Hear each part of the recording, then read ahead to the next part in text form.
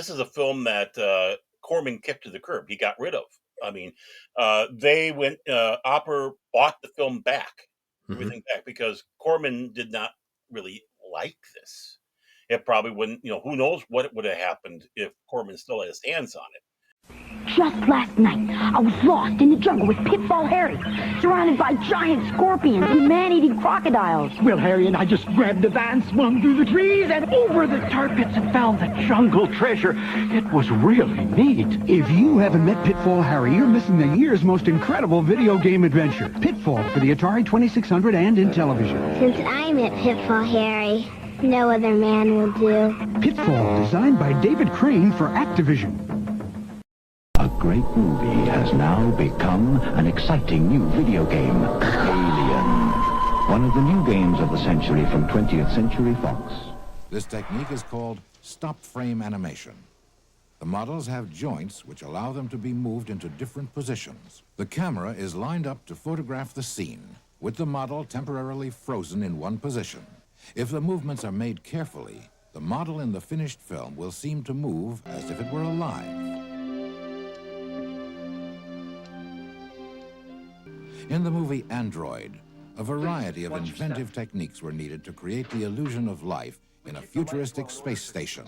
We're on the sets from Android, and this is the main corridor from the film. It's made out of foam core, which is an 1/8 inch of styrene with a high gloss finish on it and aluminum siding. Here's an example of where we did some of our detail. This is a security locker, and this is just an aluminum box we've made and glued on some buttons. Put some colored paper behind it and backlit it to give the impression as if this was actually a working unit. Basically, all these sets were made out of fairly inexpensive materials and a lot of found stuff to try to create the illusion that we wanted.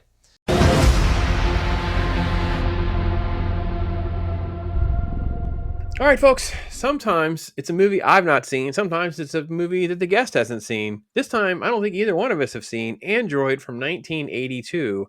Or welcome to the Pop's First Watch. We're going to sit down and discuss a film that I was really not too privy to, even though I'm the one out there touting and beating the drum of the glorious that is 1982 in movies. However, we ran across it, and Baron's like, I haven't seen that either. So well, let's bump this right to folks. I will put a link in the description. It is free on YouTube. You can just watch it on YouTube. Totally don't have to worry about any copyright issues. I don't have a streaming server. Nope, it's just there. Baron, I have to tell you, I enjoyed this experience. It's just a very odd, quirky film that almost deserves a Mystery Science Theater / Riff Tracks treatment. But at the same time, because of the ending of the movie, it actually kind of saves it from its weird creepiness, because the ending of the movie kind of makes it even kind of just more edgier sci-fi than I expected. So yeah, had a good time doing this one, my friend. But thanks for coming and hanging out with me. Well, thank you, and yeah, I mean, if I saw this, it was so long ago. I didn't remember a dang thing about it. I just knew. Well, there's Android. It's got Klaus Kinski in it. We all know how weird Klaus Kinski can be. Yeah. And basically, he followed through. It's just Klaus Kinski being Klaus Kinski doing Klaus Kinski things. So he's just walking around. I don't think he's required to act one moment in this movie other than just memorize some lines. He could have just been ad-libbing all of those lines. It wouldn't matter to me. He is just the uber odd, quirky, queer-ish. It's just everything about it. It's just you're off put. You're just like, what is happening? So anyway, which is Klaus. Again. Yeah.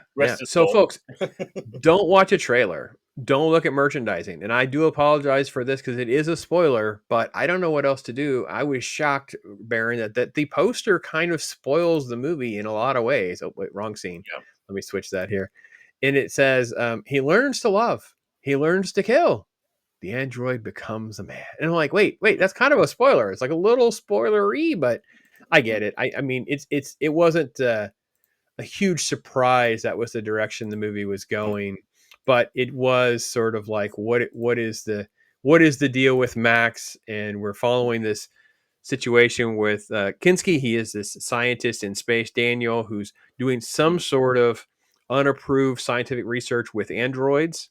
There has been allusions to Munich. There's been some sort of android rebellion, all off camera. Great that we don't dive too much into it, but we know that whatever androids exist on Earth, they rose up, killed some humans, did some bad things. They've kind of outlawed the perpetuation, if you will, for more androids. At least my impression thereof. But here we have Max, and Max is almost like a teenage boy in a lot of ways in these opening Right. scenes.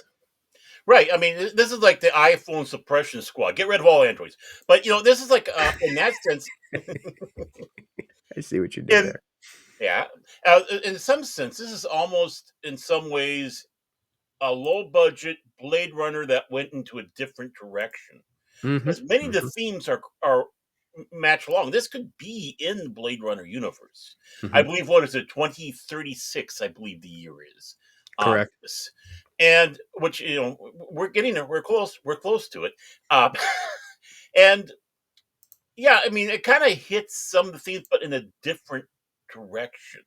Mm-hmm. So you can't see this as a copy paste, as a Blade Runner ripoff, but you can see where they're kind of looking at the philosophical areas in the same way. And Klaus Kinski kind of looking like a roughed up Rutger Hauer in there.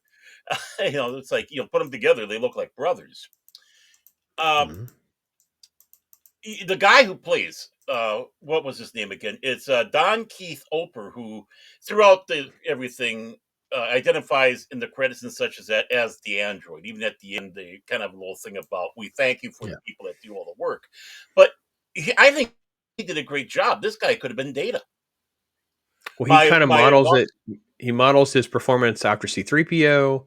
yep, He has just odd. I mean, it's funny too because I couldn't place this guy, and one of the first things I did when pausing the movie was looking him up to realize, oh, he's the guy that's in all these Critters movies. Which, of right, course, if you've ever watched the Critters movies, they're just weird, odd, quirky. They kind of stick with you too. And yeah, Don Opper yeah, is kind of famous for those Critter movies, but yeah, his role in Max is very underappreciated and just kind of ignored in cinema history. hmm But very, very good. Yeah, he easily could be a character in Star Trek. I feel like this easily could have been the setup material for a Star Trek, Outer Limits, Twilight Zone, as you mentioned, Blade Runner, all that kind of stuff. It just feels like we easily could nudge this into any of that canon, and we would all be safe and we would all be comfortable with it. right. Exactly. And the long suffering watched this with me. She didn't have a choice. I just grabbed the remote, did the man thing. It's my TV now. But no. But she at the end she goes, I think he did really good. I like that guy. Mm-hmm. So I mean, when my wife, who's not, I mean, she's not immersed in science fiction, she just has it all around it, not interested, but she sits back and gives a nice critique like that. It's like, well, then this guy did do a good job because I wouldn't say she's normie, but she's definitely not into science fiction. So I think that was high praise to good old Don Opper.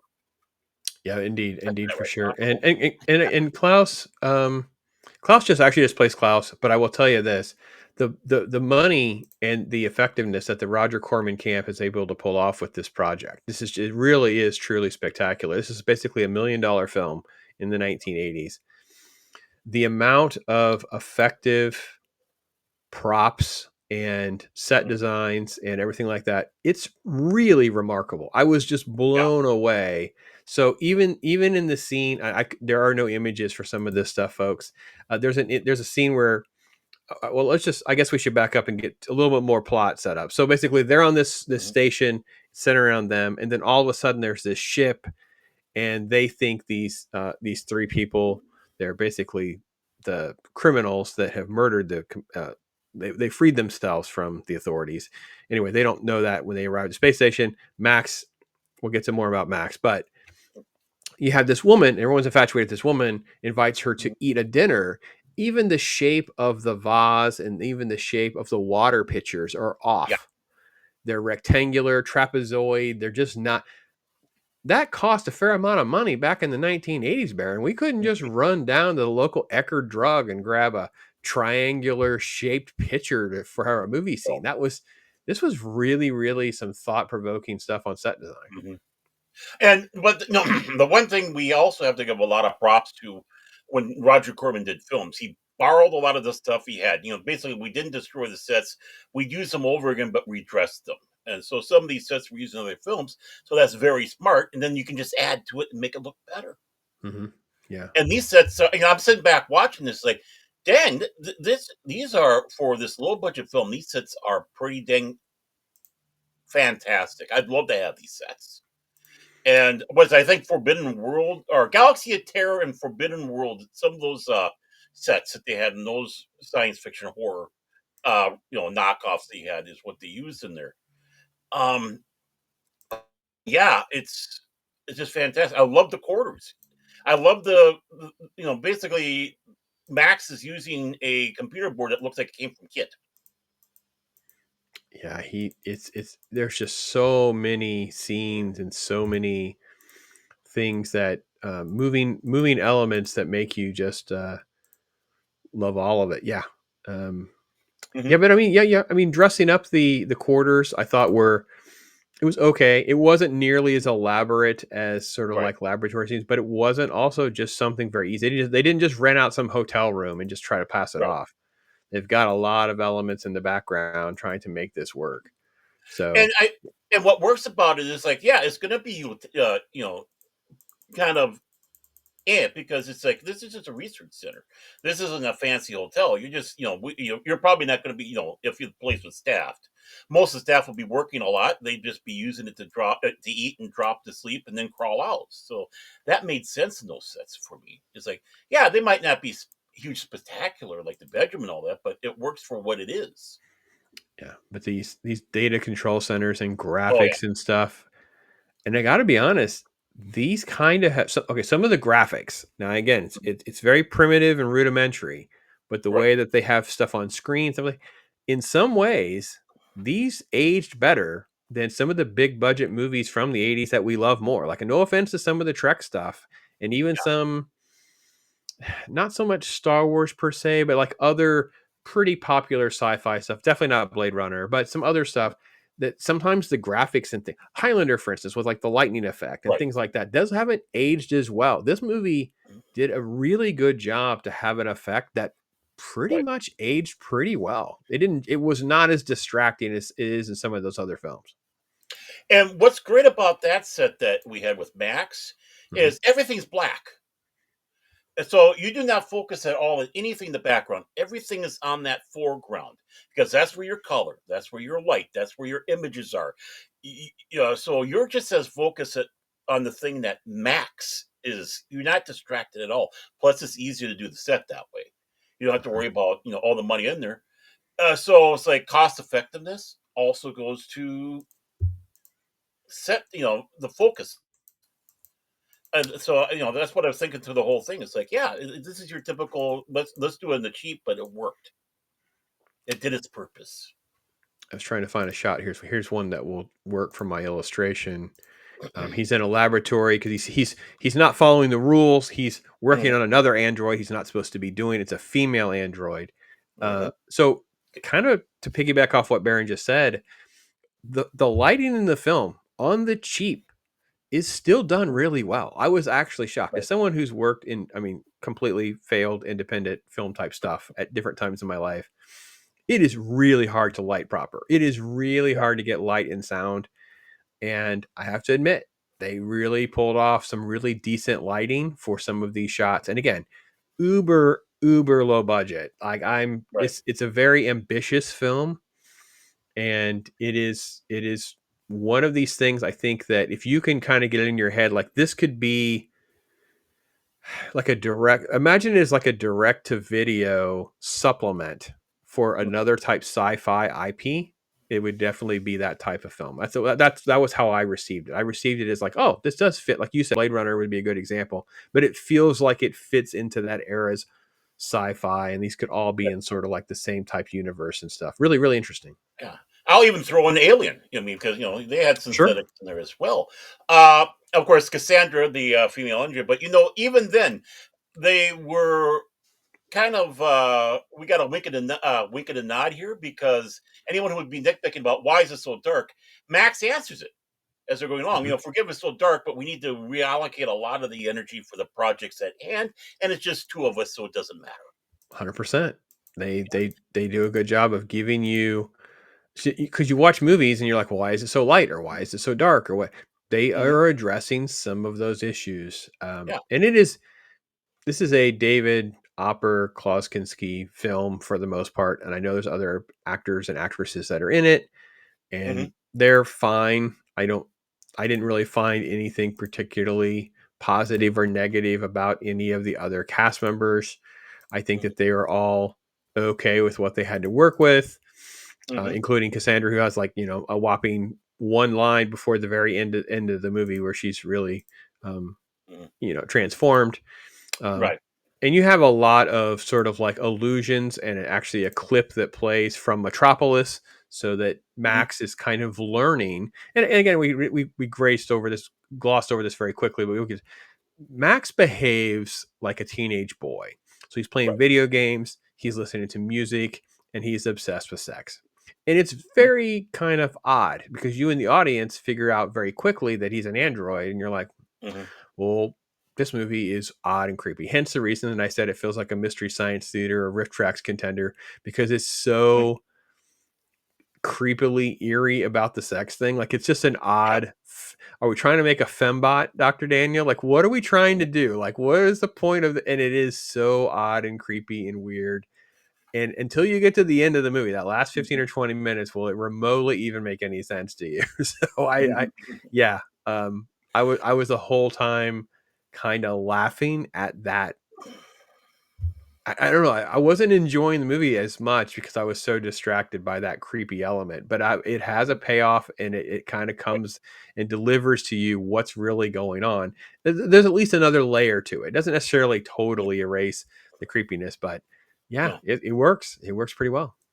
Well, it needs that creepiness. And in some ways, this touches today. Look at the people who get really obsessed and way into like their AI girlfriends or boyfriends, or even, I hesitate to say this, please forgive me, but even their dolls that they have, and Hmm. how they try to put that AI into the doll so they can have this synthetic partner for them, which is, in some ways, this is easier. I don't have to worry about going out and be rejected. I made my perfect woman. And that was giving me those vibes. This is your perfect woman companion thing. And that's what he seemed to be wanting to make. Um, Yeah, and it feels that. And so if you've ever seen clips, or and you get to that scene, there is a scene where, like I said, he takes Maggie to this dinner. mhm, Um, and it's like, basically asks her to be uh, aroused, stimulated, so that mhm, information can be downloaded to his Cassandra android. And mhm. then the first thing he does with his Cassandra android is he's trying to fill her up. So Yep. it is extremely creepy and weird and whatever. And I think that if there were hate that if you ever read hate that's along that line, they Mhm. didn't watch the final few minutes, because then it kind of Right. comes full circle and you kind of get the full weirdness that comes with Mhm. this. And I do love the fact, Baron, you're so right with how this is today. And again, I don't even think we've scratched the surface where we're going. There are other movies, like I kind of like an AI timeline in my head Mhm. with like movies, Her, which is the Joaquin Phoenix, the AI assistant. There's basically just a voice that he falls in love with. Then Mhm. there's a TV show called Humans, where Mhm. you see they're already among us, but you obviously have some that are more advanced than others, and obviously some have already experienced some sort of singularity. Mhm. So you can see very much in this universe and the road that we're headed down towards AI coming online. Yeah, Mhm. if there was an Android uprising, let's say we had these things among us, and then you had this major violent incident, and there was like a ban. That's all seems like the normal reaction by us humans, and the fact that you'd Right. have some crazy scientists who disobey all that also seems pretty realistic. Right. And like Frankenstein. I mean, Hmm. honestly, this is like a form of the modern Prometheus. And Hmm. going into a different direction. I mean, even in Frankenstein, uh, Victor was obsessed with bringing his wife back with the bride of Frankenstein and such. Hmm. I think it was his wife. I can't remember, but or making a bride for the monster. But there's so many variations of Frankenstein in that pick one, and Hmm. run with it. Hmm. And that's kind of thing. It's like wanting to bring back a lost love, wanting to go out there and make the perfect woman or man. Those are the themes. I think that's human nature. It's always going to be human nature. In the prospect of finding a mate and be copulate with them and proceed to make the next generation, you want to try the find the best one that's compatible.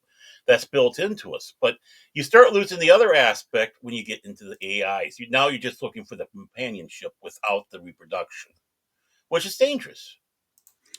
Yeah, and Max is Well, obsessed with all this because he's constantly trying to learn about the humans. He hasn't really been to Earth, so he doesn't right. totally understand human culture, a lot of our Hmm. idiosyncrasies. He has pieces of videos and music and different things that he can kind of tap into to kind of learn Right. more. He watches a couple of music clips, so he becomes obsessed with like this hat that he has. So it's like the hat represents cool because he's seen this clip with how this woman reacts. He's like, oh, this is how you would have this companion. You would have to be cool and you would have to be Mhm. suave, you have to do these type of mannerisms, and Right. he's learning. And it reminds me of Wally, because if you remember in Wally how the little Mhm. robot has Okay. learned to dance and kind of tap move around to try to impress Eva, and it's so cute and sweet. I don't think Max comes across as cute and sweet, but you do No. empathize with his desire to try to be appealing to the human female that he is meeting. And then of course this idea of, well, if there is going to be a female robot, I kind of wanted to have her. Like, what's going on here? Like, so I loved Max, like your wife said. I think he just does a really great job of conveying Right. all of that. Right. I mean, in the beginning, when it first starts out, and he's watching the graphic Hmm. version of of two people getting together, and how he's reacting, looking at it, she's kind of going, "Oh, he's creepy and all that." And I'm sitting back in my mind because I was there at that one time. That's a teenage boy. That's Hmm. just typical. We just sit back and go, and all those reactions is like, yeah, yeah, it's like he's hitting puberty. But I don't know Hmm. if robots have puberty, but there's at least a spiritual puberty of starting to become aware because he's been segregated. It's Pinocchio that has not had a chance to go to town, but he Okay. wants to become a Yeah. boy. So being sheltered like that, what does he know? And it also shows the influence of culture because their form of pulp culture, old pulp culture. Oh, that's cool. I'm going to do that. Just like people said, well, Joe Campbell, we got to get rid of that because they make it look cool. People want to do it, so we have to get rid of all that, or drinking or whatever it is. It's like the things that look bad that people gravitate because that looks cool, are even just silly fads. It, Hmm. it touches right there. And again, what is it? That teenage trying to come to terms of who you are is when you're the most affected by it. And he shows that. Very true. Very true. He does finally have sort of an opportunity where Maggie is kind of growing close to him and Hmm. wants to kind of give him a chance, starts, kissing and allowing herself to move towards her. She's a bit of a tramp, let's be honest. She's a bit of Yep. a whore. But hey, Mhm. you know what? That's okay. This is part of the show. And it culminates where the Cassandra android comes alive and kind of gets in her face. It's very Mhm. shocking, and you feel for Max, who's like caught in the middle of all this. Like, I'm not in charge of this Cassandra thing, by the way. I don't know what's going on there. And by the way, Maggie, I was good. It really is very good because he is like, I want to get to Earth. I like this Maggie girl. It Right. literally is teenage boy. I love that analogy with Pinocchio. I think that is a great way to explain Hmm. this version of, Pinocchio meets Frankenstein type stuff. He looks Hmm. and might appear to be this adult male, and even to the point where most people are convinced he could be human. He's just weird.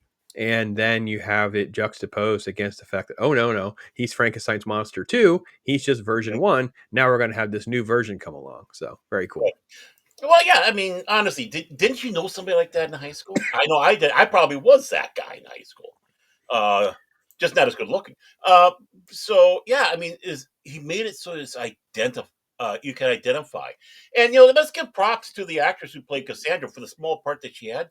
She Hmm. was really able to convey that weirdness too, Hmm. and Hmm. there was a bit of a growth from the first turn on to where now she's manipulating.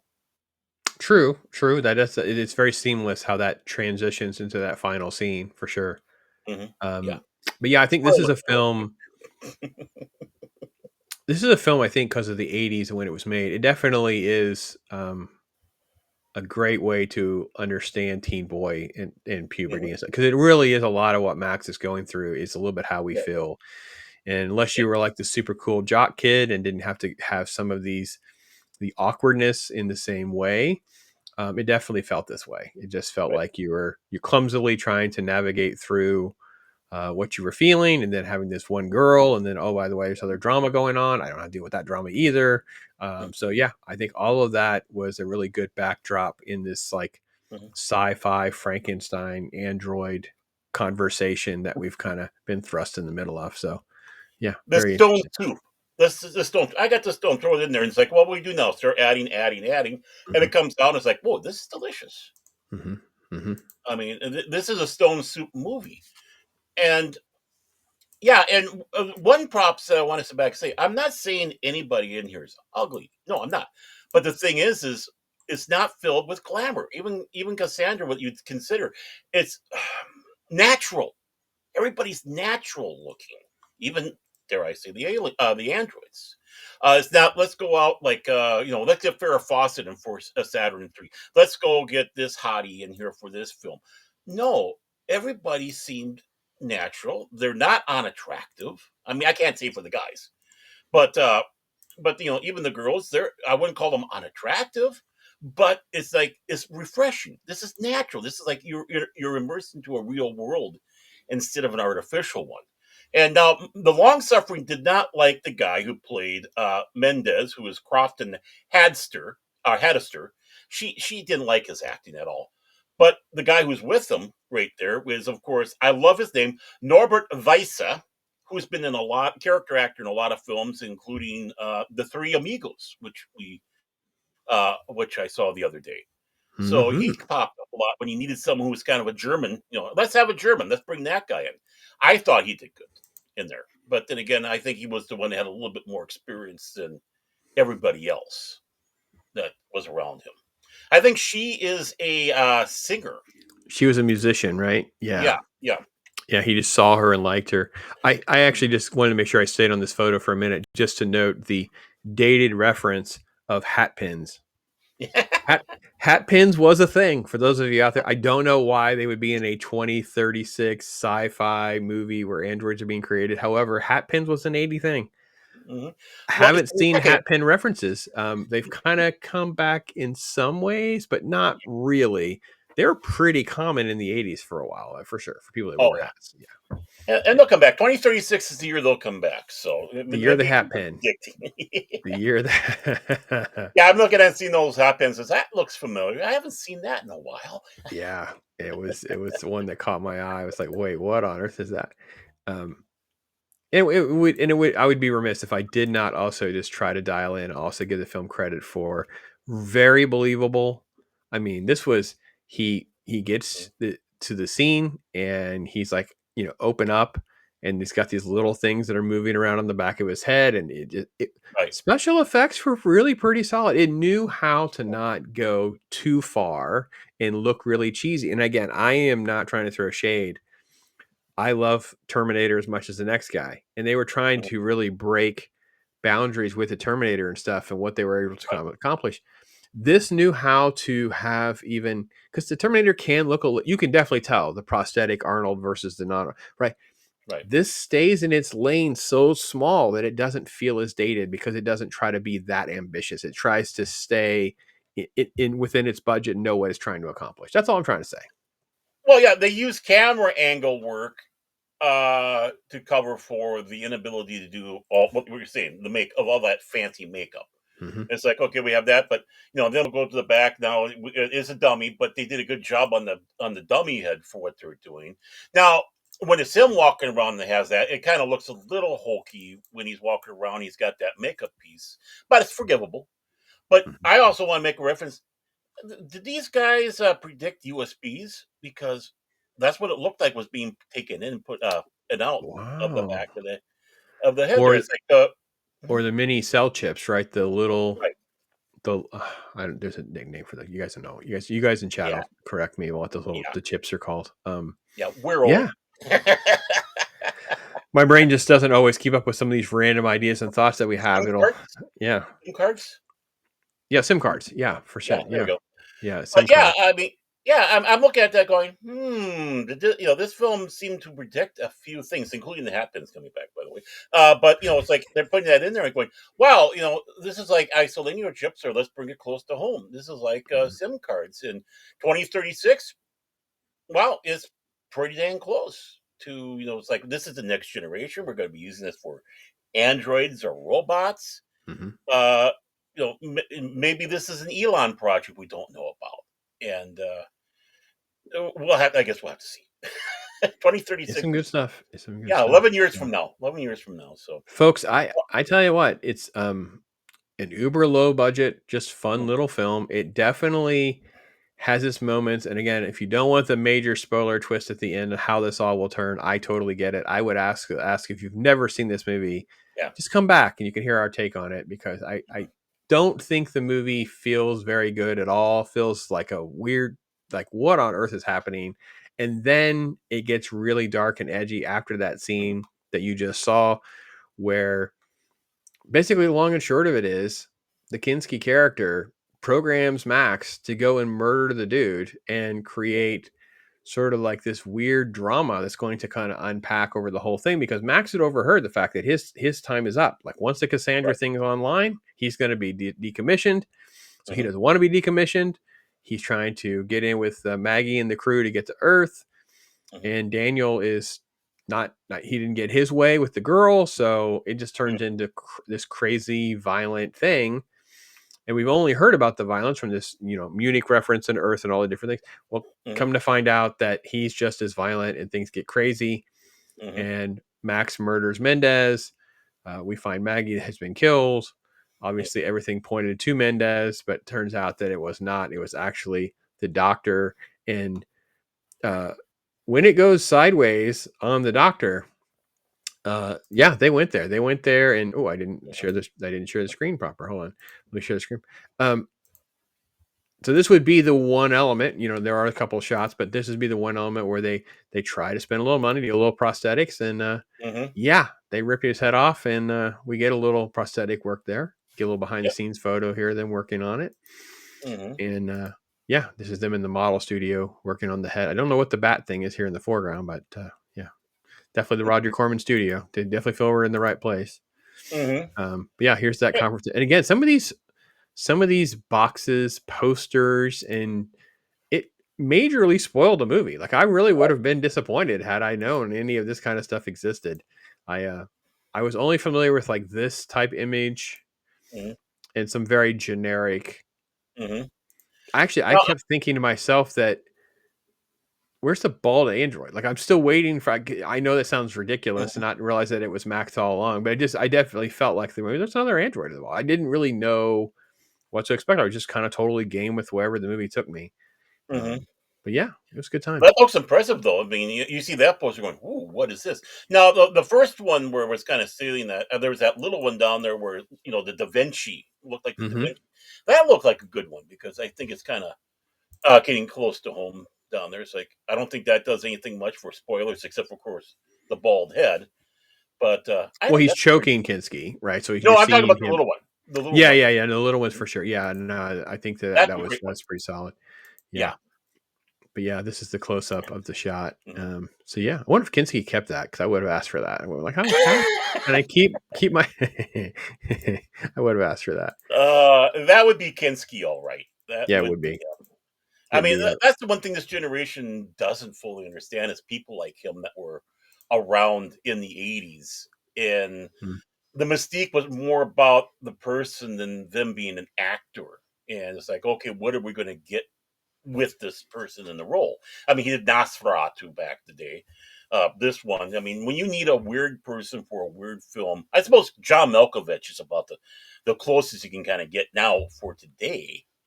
But Malkovich definitely isn't that weird. I mean, he seems to be more of Yeah, a normal that's person true. in life, but he plays those weird I was roles. thinking about Bruce Campbell, but I guess that's Oh, still yeah, from the '80s and yeah. to now. I'm trying to think of a Nick current Cage, performer, but who's that?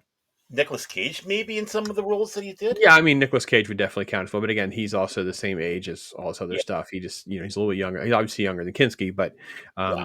I was just trying to think of a young person that kind of brings some of that to The full, uh, the fold. the Yeah, full. yeah, and it it was a nice little twist, because now it's like, okay, hold on. So that means the professor, the doctor, he's an android trying to make an android. He's obsessed with sex. He's just the adult version of what Max is. He's just a Mhm. different, he just presents as an adult compared Mhm. to presenting as this younger version of Max. But the programming is a similar thing. He's still trying to solve this riddle. He's still Mhm. trying to understand companionship. He thinks that emulating the human. So I thought that twist really tied things together very well for me and made me appreciate the weird creepiness that was bothering me up until that point. Like I was really like, oh, this movie is Right. just very cheesy. I don't get it. Like I don't, and it felt very uneventful. Like I don't understand the point of any of this. I feel like I'm in like a bad Buck Rogers knockoff kind of thing. And then suddenly I'm like, oh, okay, so we are really going to go Blade Runner. We are really going to go to something that's a lot more thought provoking of androids making androids. Oh, they Mm. snuck away onto a space station. he is he's fooled all of them, Baron. Like nobody knew. Like the whole authority, everyone's talking to him as though he's a legit scientist. No one got it. Yeah. And you know what? It's perfect too. I mean, when you have these geniuses, there's a quirk about them. Mhm. I mean, you take a look at, going to Howard Hughes, and obviously the quirks really got to him in this later life. But even Elon, anybody who's in these positions, Steve Jobs, if you are in those areas, you have these strange quirks. And how perfect for something like an android that obviously is trying to get around life and figuring it out. It's like, oh yeah, they're just that autistic nerd that's walking around. Yeah, he's one of those special kids. He's smart, but perfect. It's like now walked away in his tower in space. Yeah. It's like, yeah, you expect that. It wouldn't surprise anybody that that's just a guy, but then now it's an android. It's like, oh, what Of better than course to he hide? is. Right. Yeah, what better to hide in public, even though Yeah. you're not in public, because they know who you are. They communicate with you. Yep. Hiding But in plain sight. And exactly, yeah, and that was really brilliant. good. That was brilliant. The only one that would be was, of course, would be Mac because he's still learning. Yeah. And then And the thing is Klaus Kinski's character, Daniel, Dr. Daniel, he even explains why he needs to get rid of Max. Max is starting to show the same things they had in Munich. Mhm. But now at the end of the film, you can counter, wouldn't Daniel be the same thing? He was willing to have people murdered, get them out of the way. He's starting to show those exhibits, so he's just as affected as Max. But Max is now competition. Right. Yeah, good point because it's it's all about the Cassandra bot, right? That comes to Mhm, life at the very end, and you're not totally sure what what's going to be the real motivations and how this is all going to kind of come to a head. And mhm. sure enough, it I'm trying to get the tab open up with the right image, and I do not find it. Anyway, I'll just share Yeah, it. I mean, basically, it's the Android version of trying to be the pack leader. Who's going to be the alpha? Who's going to be the beta? Right, right. Um, but she comes out very clever. She comes out ready to go. Of hey, by the way, we're going to. I'm going to pretend to be the assistant. Max, you're going to be the doctor. We're going to sneak on with these officials, and we're going to make our way to Earth. We're going to we figure it out. So I loved. I Mhm, think that the last few minutes of this movie kind of makes it a lot more solid than I would have mhm, anticipated if you had asked me earlier. Yeah, really enjoyed how it wraps up. And like you say, Blade Runner, Trek, it feels like it could all be connected to any of these mhm. type of things and several other TV shows. I mean, we could just keep going Right. with the amount of And yeah, Android work and stuff like that for sure. yeah, I mean, that was something I was going to hit upon as we went along, but you were hitting exactly what I was thinking. And I know I want to bring something here. Okay, a little bit on the limb here, but would you kind of take a look and see this as kind of a retelling of The Fall? Kinski's the serpent. I mean, even though he's creating it, but he's the serpent. Cassandra's Eve. Max is Adam. There's a certain amount of innocence, but yet you start getting the nature starts hitting, and of course, what you have the sin, killing, going out and murdering. Now you have Mhm. basically the apple, and now it's not paradise, but they're being expelled from their home because now the guys have come, the angels have come, we're kicking you out, and now you're going to Earth and toil. Um, so it almost kind of seems like the fall. Now this is the fall of the androids. It's like RUR, if you're familiar with that the Mhm. Czechoslovakian melodrama play. I mean, Right. you have the androids; they have their little upbringing. And spoiler alert if you haven't read or seen the play or read the play, but basically they kill everybody down to the last person. They realize they can't reproduce because they don't know how to do it. Yeah, that actually feels very much in line with this movie too. Like that's part of what the android's motivations are. It's like how do we perpetuate ourselves? How do we Hmm. continue to go? We don't know how to solve all of the equations to pass for human. So, Hmm. part of the obsession with sex and some of that kind of stuff was how to pass as a human, how to pull that off. Like, you feel like the Daniel character is still trying to solve that equation. He doesn't, sure, Hmm. people think he's this scientist and he's on this remote thing, but if he was on Earth, he might be found out because he doesn't know how all these inner workings and stuff work. And if he's going to make a female model to perpetuate their existence, oops, sorry, guys. Perpetuate. He's going to have to solve that equation for the female. The female definitely can't just continue to hide that away, especially if you make one as glamorous and beautiful as he did. Hmm. So, And yeah, the thing is he needed that human spark, and that's what he was looking for, the yep, human spark. And what's the prime motivator for humanity? Reproduction. To get the next generation. What better than to get that built into the woman because that's your survival mode. yep, yeah, very You good. got to stay around until you get that. Well, you have to have that desire to make the next generation, and that's built all into us. I mean, animals, everything. I mean, we're in fall. Watch the squirrels going around going, "Hey, want some of my Oh acorns?" yeah, it's Uh, springtime, man. It's springtime. It's yeah, in the air. springtime for squirrels. So, uh, and I love the little. It wasn't blatant, but Klaus being, or Dr. Daniels, I should say, being an OBGYN, but everything is all covered, but you knew exactly what he was doing because he wanted to Yep. make everything was fully functional, as Dana would say. Yeah, yeah, very good. Promotional material had some really kind of fun ones. I thought this one was really, really crazy. Like, wait, that was really like front and center, completely different message in this Mhm. poster versus the film. So that would have caught you off guard for sure.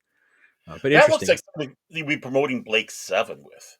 Yeah, that's interesting. But yeah, this is the standard VHS box I remember seeing for sure. I 100%. never saw that one. That's Yeah. cool. I'd Yeah. love to have that hanging. That's I That's mean, solid, isn't it? Europe, Yeah. yeah, the Europeans have such, an interesting art form, especially when they come to this. And you was like, okay, what the heck is this film all about now? We got to get back to making posters like this instead of having these just, the standard Formula Marvel poster thing. It's pretty much what Right. everyone copies. Hmm. And I always thought that they would just, catch on that some of this stuff would work better. But yeah, Right.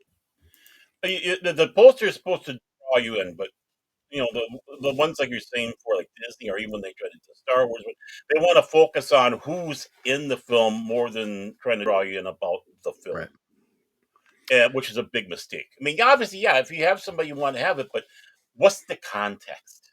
What's Well, going you to can be the have big draw? you can have more than one poster, obviously. So the reality Okay, is they stick with the marketing of the people and not marketing of the film, and I right. couldn't agree more. So I mean, I'm gonna oh, stick to sorry. kind of the solid score in line with pretty much what most people give this film. So it's kind of that 2.5 to 3 star movie, depending on your expectations. I think if you're a sci-fi person, you'll lean more on the high side. If you're into that and androids and Blade Runners, and you're into that kind of stuff, Right, you'll lean a little high. You'll lean into that. And if right, it's not your thing, or if you're really turned off by the low budget elements of the film and Roger Corman studio type work, then and yeah, that first hour or so of creepy and slow build and all that, it would probably bother you a little bit more and probably downgrade a little bit for you from there. But overall, I definitely enjoyed it, and I'm really glad that we were able to find this one because it was really kind of a yeah, nice one to be able to yeah. experience. And I think it's safe that we have to hit back and say this is a film that Corman kicked to the curb. He got rid of. I mean, they went. Opper bought the film back, Hmm. everything back because Corman did not really like this. It probably wouldn't. Who knows what would have happened if Corman still had his hands on it. Might have been like his Fantastic Four film. We don't know. Hmm. But he believed in it so much, Opper, that he was willing to buy everything back and get it out there. Props for him. Roger Corman, I don't know what you were thinking. But for me, I'd give it a good 3 popcorn buckets out of 5.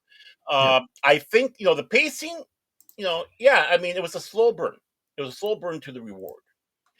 But I think personally myself, this could have worked better as an hour long, and we said it before, an hour long Twilight Zone or Outer Limits or something like that, some True. anthology in that aspect. So I think it was just stretched out, you know, for everything they had for a movie, what hour and a half or whatever. It could have been that way put on television. It would still be beautiful. In fact, maybe even better. It might have got to 3.5 buckets I because think if it was Trek and it was an hour long original series, and you had, instead of sending, one of the nurses we didn't want to kill, we sent an expendable female crewman that was getting caught up in the middle of all this. Maybe not having the murder elements with Max and stuff, but you easily could have modified a couple of things to make it work for an original series episode. Mhm. For sure, I liked it a lot. Definitely. I Yeah. did like it for that. And folks, I did go to, like, it was listed as like having some award nominations and things like that. Now, Saturn Awards is not something for everybody. Not everybody even knows what Saturn Awards are. But in this sort of genre element of sci-fi and fantasy and things like that, the Saturn Awards were actually kind of a big deal back in the day, especially because Mhm. we didn't have the interwebs and all of those things. So for us, the Saturn Awards was kind of a cool thing to hear about. Right. Movies like this one that we didn't know existed, because if you weren't at your local theater, again, I was 11 when this movie came out, Right. and you would be on VHS in high school. You were tracking down whatever. So yeah, it lost the low budget category. And I think Bear and I were talking about before we started how I sure wish there were more categories like that at the Oscars, or definitely more appreciation for some of these obscure awards groups like this one, because the low budget category in 1982 was One Dark Night, Forbidden World, Mhm. Eating Raoul, Oh, Android, and the winner, of course, was The Evil Dead. And mhm. you're like, oh wow, man, that's pretty crazy stuff right there. So yeah, Yeah, uber low well, budget. yeah, if you have those low budget, uh, makes you sit back and go, "What a list! Hmm. What a," and, and Saturn's, give, Saturn just a little bit of break. They're more with the media, with, movies, films, more than than books, where that's where Hugo Award pretty much is, where Hmm. it's like, okay, Hmm. we're going to Yeah. focus on the authors. Yeah, we're going to have some entertainment stuff in there, but the Saturn is kind of like the People's Choice Award to the Academy Award type of thing. Yeah, we don't even hear that even mentioned anymore. The People Choice Yeah. Awards and things like that. I don't Hmm. hear like TV Guide type references because we don't have that anymore. So things like No. that are just, Entertainment Weekly was such a big deal for 20 years. Obviously, the Yep. magazine's not out there. Before that, Rolling Stone was this big thing. Yeah, sure, it was music, but it also had a lot of big influence on what we Right. saw in movie and TV. So, Hmm. but Definitely. yeah, I mean, think about it. They did the filming in 4 weeks, yeah, it and was a then the month. edit in three, Yeah, yeah, and the film came out basically, boom, there it is. Nothing removed, nothing added. This is the film. yeah. You don't hear You, that anymore. No yeah, you, reshoots, no nothing. you had accurately said that they used basically the same space station set, quasi futuristic props and leftovers from the B movie Forbidden World, which is one I told you was on that same list, and I have not seen. And I said, we're Hmm. going to put that on the radar screen for us to talk about, because I don't remember seeing Definitely. that one at all. That one, no. The poster looked familiar, but when I watched like 10 seconds of the trailer to get a feel for what they're talking about. I was like, don't remember that one. The other one they Mhm. reference is Galaxy of Terror. That I'd see one does seem familiar, but again, I've watched it probably in 20 something years, 30 years. So Galaxy of Terror is an interesting one because you have Aaron Moran, you have good old Freddy Krueger himself in that one. You have yeah, Ray that's Robert Walton, Englund, right? yeah, Robert Englund. You have Ray Yeah. Waltz in that, and then you have the probably one of the most controversial scenes you could have in the Corman film is when a woman and a giant maggot decides to take advantage of her. Yeah, it's a That's how weird crazy. that film is. Yeah, I mean, I remember Robert Englund being in it. I obviously remember Ray Walston. mhm, So I remember seeing that one, but that'd be something also. Just we're down the Roger Corman. I only have a yeah, Roger Corman playlist, but we're going to work our way up to having a Roger Corman pops playlist here soon at this rate, because we I keep think going so. down this rabbit hole. But I, yeah, I this didn't was interesting. I didn't realize how much I was into Roger Corman, but you start taking a look at some of the films. I mean, the ships were from, I believe, Star Raiders, Hmm. and I don't know if they went. I don't think they made it all the way back to Battle Beyond the Stars. I think that was Star Raiders, and they kind of look like something from the Thunderbirds. But I love that design. I always love that design chip that he had for that. Now, just to give Galaxy of Terror, More Love. And I remember reading this when we were talking about Aliens recently with Loki. Mhm. James Cameron actually worked as a PD and second unit director on that film. Right. So Yeah. Cameron comes from the Corman. And again, this is a very interesting dynamic because Cameron is not a low budget kind of guy. No. And it's funny that he comes out of the Roger Corman camp. And I also heard Roger Corman recently too, because we were talking about The Departed. That'll be on a podcast here recently. If you haven't seen that one, Right. folks, where we talk about Nicholson. Nicholson, of course, has this great story about, adding to a scene, modifying a scene, but he comes from this Corman school where everything was uber low budget. So I can't Mhm. cost you time and money. I have to figure out a solution. Yeah. So it is What fascinating. It's definitely a Yeah. different way of filmmaking that we're not. We would think with all the technology we have, though, but Baron, we'd get more cool, low budget stuff because Right. it's so much easier and accessible to do it. And yeah. I'm praying for a revival of these full moons, Cormans, all this that we had in the '80s that, you had Mhm. these little budgets, they had ambition, they had, interesting stories to tell. The execution wasn't necessarily perfect, which added to the charm. Um, I want something like that. Instead, we get like the Sharknadoes and all that, which is, more like mocking it. It's like, no, Yeah. try doing something like they had.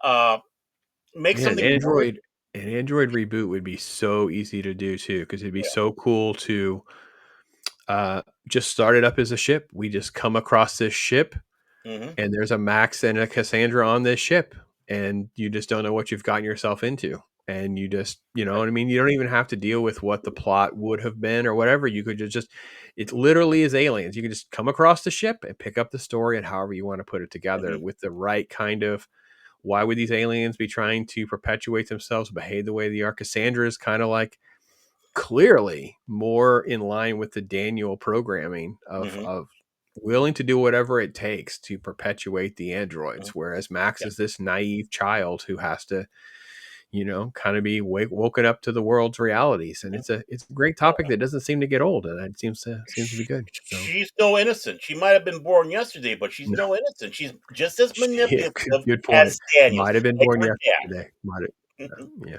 very good point. That might have been born yesterday, but she is not innocent. Yeah, she came out. So Yeah, that's she a came good one. out That's mean a and good one. nasty. But yeah, She did.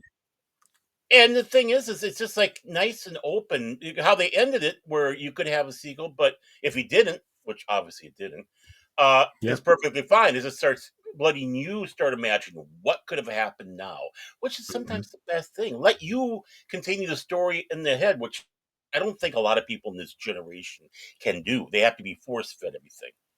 But this is something that opens up doors to possibilities, and I would love to have seen a Well, sequel. folks, yeah, I would love to write a sequel. This would be a fun one to kind of revisit, Yeah, wouldn't for it? sure. Yeah. It would be fun, so this is the irony because I'm down the rabbit hole right now. When you guys are watching this, I'm down the Black Mirror rabbit hole. So if you haven't caught us on my Black Mirror reviews, I've been watching the new season of Black Mirror, reviewing those episodes, and I'll probably go back and try to fill in a few of the other ones because I skipped around and I just didn't even do videos on some of my favorite episodes, which are like season 3 and that kind of thing. But Hmm.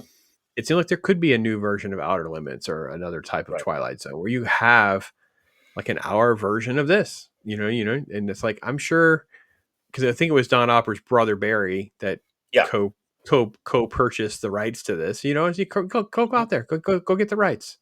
Could Right. you imagine how much publicity Android would get if you were able to just, piggyback off what they started in some sort of really cool new sci-fi story? So yeah, I don't know. Yeah, We'll it'd see. be like their version of Demon with a Glass Hand from Other Limits, Yes. and that's what we Yeah. want. This is Yeah. what we want, Hollywood. Yeah. That's Terminator. Terminator came out of an Outer Limits Mhm. episode. Like this is Yeah, This is what we want for sci-fi. We want something very yeah, interesting and dynamic, thought-provoking, especially in the age yeah. with all these technological advancements. There's so many really cool things that we can tap into, Yeah, for sure. Soldier, Soldier, if I remember right, with Michael and Sarah. That was a good episode. Oh yeah, that was a good one for sure. Yeah, that Yeah, I think that one that's the one I think Harlan had the big beef with. But yeah, Demon with the Glass Hand is also the other one. Look who they got to play in there. I mean, great actors doing those stories off of a great script by a great yeah, writer. I yeah. mean, Good stuff. Good stuff. Well, Baron, everything is in the description for people to connect to you, my friend. I know you'll be on with Mike at Pacific 414 or other stuff you want to plug real quick. I also go to the Beyond with Jace Fox over there on Yep. Thursdays, and that's between 6 and 6:30 Central Daylight Time. I've been doing some gaming stuff as well. Mhm. Mondays I try to do Contraband Police at 5 Central, and I just started doing Police Simulator. Doing that Wednesday and trying to release that at 3 Central because I don't want to go in and interfere with Pop Talk, which of course is in the description. So yeah, those are the things. Plus, spending like what every other fortnight with you, talking about these films, which I'm enjoying greatly. So, yeah, this is I feel like a prophet coming down from. I feel look like a prophet. I'm coming down from on high to We help, and we feel like the just we're the two old guys just trying to share some Mm, wisdom and experiences with you yeah, guys and say, right, listen, I know they're uber low budget and they're cultish or they're weird or they're whatever. But you know what? Maybe there's some interesting thoughts and stuff in there. Or maybe you're a creator looking to yeah, write a comic book or a story or a novel and you're looking for some inspirations. Maybe it's things like this that can take you down an avenue or a rabbit hole to something new and thought provoking or interesting. And I think that would bring us the most delight is knowing that the awareness of films like this and then the legacy, letting films like this not die, letting know people that like, there is this era of stuff that the Corman Studios created that was very ingenious. What they're able to accomplish on such an uber low budget is really quite remarkable. And even though the films has a lot of issues and it's kind of slowish and got a lot there are also a lot of really cool concepts. Same thing with what we experienced last time we talked. We talked about Trancers, and we'll talk about with other films coming forward. So, but yeah, mhm, been great, Baron. Always good to hang out with you, my friend. great. And folks, make sure you're checked in and subbed and all that stuff you need to do to stay connected. Till next time, I am Pops. Thank you for